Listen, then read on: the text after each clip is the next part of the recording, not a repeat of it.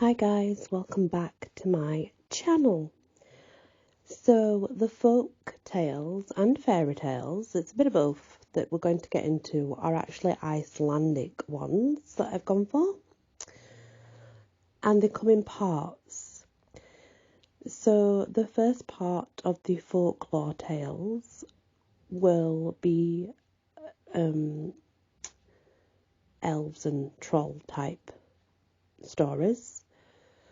They're not very long, but they do look interesting, and I've never ever read them before. They start from 1986, except for the Genesis parts, which go further back.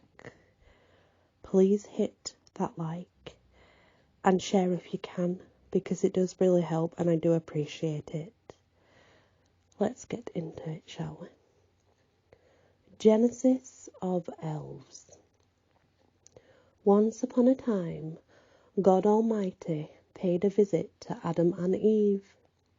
They greeted him warmly, showed him all around their house, and presented their children to him.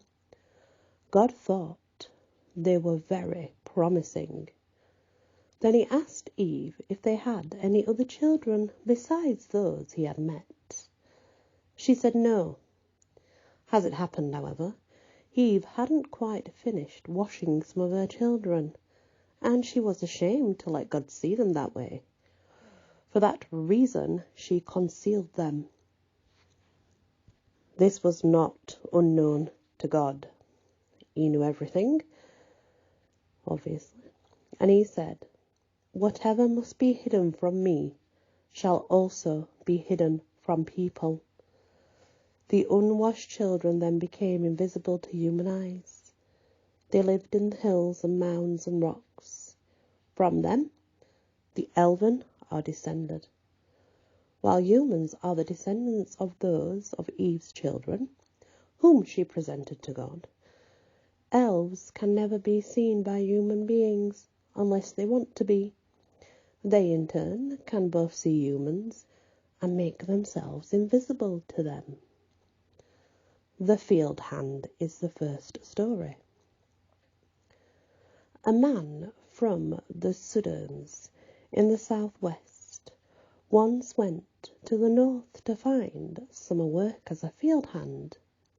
As he reached the heathlands, such dense fog descended upon him that he lost his way. It was followed by sleet and cold, so he decided to stop and pitched his tent. Having done that, he broke out his food and began to eat. While he was enjoying the meal, a rust-coloured dog entered the tent, all wet and hungry-looking. The southerner was surprised to see a dog in such a place where he expected no living creature, and so ugly and outlandish was the animal that the man was a bit frightened of it. Nevertheless, he gave the dog all it wanted to eat. The mutt wallowed down, and the food was gone, disappearing into the fog. It was then on its way. The man didn't bother his head about it. Having had his fill, lay down to rest with his saddle for a pillow. When he had fallen asleep, he dreamed that a woman entered the tent. She was of large stature and very advanced in years. "I want to thank you for my daughter, my good man," she said, "although I can't reward you as you deserve. But I'd like you to accept this scrap of a scythe, which I'll put here under your saddle. I hope it will be of some help to you, for it will remain equally sharp wherever it cuts. Never heat it in a fire, for then it will be no use, but you can hone it if you feel the need to." Then the woman just disappeared. When the man woke up, he saw the fog was gone, and it was bright daylight, the sun high in the sky, The first thing he did then was to get his horses and prepare to continue his journey. He folded his tent and began to load the harness the animals. But when he picked up his saddle, he saw a scythe, rather worn and rusted, but still usable. He remembered his dream, and he packed the implement. With that, he set off again, and had a good journey. He soon found his way, and was quick to reach the nearest human settlements. As he came to the northern parts, however, no one would take him on, for it was almost a week into the haymaking session, and seasons had begun, and all the farmers had hired whatever help they needed. Then he said that there was a woman at one farm in the district who had not yet taken on any field hand, but she was a wealthy woman and thought to know a good deal. She didn't usually hire help, and never began her haymaking until a week or two behind all the others. And yet she was always finished as soon as they were. The few times she had engaged field hands, she would keep them for a week only, and should never pay them any wages. Thus cautioned about her, the southerner was directed to this woman, and since he could find no work elsewhere, he went to her, and he offered to mow her fields.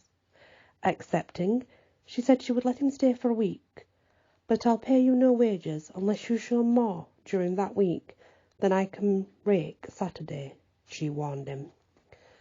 The man thought this was a bargain and started mowing. He used the scythe the elf woman had given him, and found that it cut well. It never needed honing, and he kept mowing for 5 days. The woman treated him well, and he was most satisfied. At one time he happened into the smithy, and to his surprise saw a huge number of rakes and a big heap of scythes. He thought to himself that his mistress certainly wasn't lacking in implements.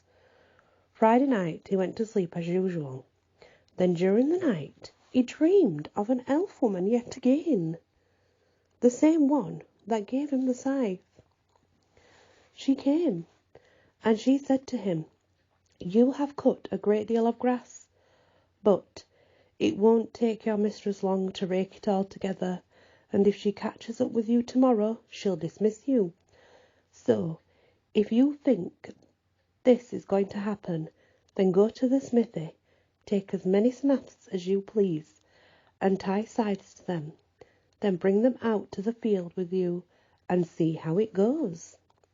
So saying, the elf woman disappeared, and the field hand woke. He lost no time getting up at once and began mowing. About mid-morning the woman came out carrying 5 rakes. "You've cut quite a lot, and more than I thought," she said. Then she placed the rakes here and there in the mown grass, and began raking. The field hand noticed that while the woman raked a good deal, the other rakes did even more, although he saw no one holding them. As mid-afternoon approached, he saw that the grass had already mown, and it would not suffice. So then he went to the smithy and picked up several scythes and tied scythes to them. That done, he returned to the field and scattered the implements about on unmown grass, and immediately started swinging. So the cut part now grew quite rapidly, and thus it went all day until evening, and there was still more cut grass to rake. When the evening came, the woman went in, taking her rakes with her, asking the field hand to come along and carry the scythes home. She said he knew more than she had expected, and that deserved a reward. He could stay with her as long as he wanted, she said. The field hand remained there for the rest of the summer, and they got along very well together. They made a lot of hay, even at a leisurely pace. In the fall, she paid him very handsome wages, which he took with him to the south. He returned to her following summer, and all the subsequent ones that had worked as a field hand. He realized they were not as good as him for that reason. Later, he acquired his own farm on the land where he lived, the Sud Dunes, and he was always thought to be a very, very good man. He was an excellent fisherman and an energetic worker, whatever he did. Always alone when mowing his field. He never used any other scythe than the one the elf woman had given him. Yet he never lagged behind others. In his haymaking he was always in front. He had, however, nothing more to mow than his home field, as is the rule in those parts where he lived. It's a rule that he must abide by as well, so he could only do his own field. One summer it happened, as he was fishing out on the lake, the neighbour came to his wife, asking that she lend him a scythe. He had broken his, he said, and was quite desperate. The woman went looking among her husband's implements and found the good blade, this one and only. She lent it to the farmer and warned him not to heat it in the fire, which she said her husband never did. This he promised and went back home. Here he tied the scythe to his snath and started mowing. But not a single blade of grass would fall. The farmer got angry and hurled the scythe, but it didn't help. So he went to the smithy, which he shouldn't be. He was going to have it heated, and that's not what he should do. He was going to have it heated, the old scrapper.